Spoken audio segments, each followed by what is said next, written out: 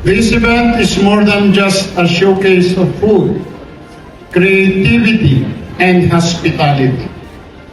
It is a celebration of what makes our city unique, our passion for excellence, our commitment to innovation, and our spirit of community.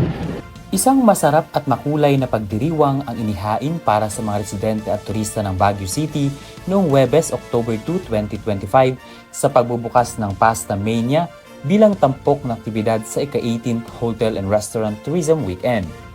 Ginanap ang selebrasyon sa SM City Baguio Atrium kung saan tinatayang 15,000 katao ang pwedeng pagsilbihan ng iba't ibang klase ng pasta. 13 kilalang hotel at kainan mula sa lungsod ang nagpakitang gilas sa paghahain ng 8 magkakaibang pasta flavors. Ang highlight ng selebrasyon ay ang pagtatanghal ng pizza slice style na may pasta at may sukat na 12 feet ang haba, 4 feet ang lapad at 6 inches ang lalim ng bawat isa. Nasa 150 kilos ang kada slice kung saan aabot sa 2,400 kilos ng pasta ang kinailangan para sa buong display. Kasama pa ang masaganang sauce, toppings at spices para mabuo ang bawat espesyal na putahing inihain. Kabilang sa mga pasta ang Filipino-style longganisa, pati na rin ang mga klasikong putahe gaya ng spaghetti, pesto, aglio olio, tuna at spicy sardines.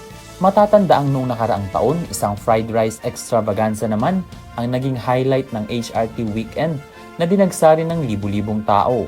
Ang tagumpay nito ang nagsilbing inspirasyon para sa kasalukuyang Pasta Mania. Ngayon sa ika-18 taon ng HRT weekend, patuloy ang layunin nitong isulong ang Baguio bilang isa sa mga pangunahing destinasyon ng turismo sa bansa.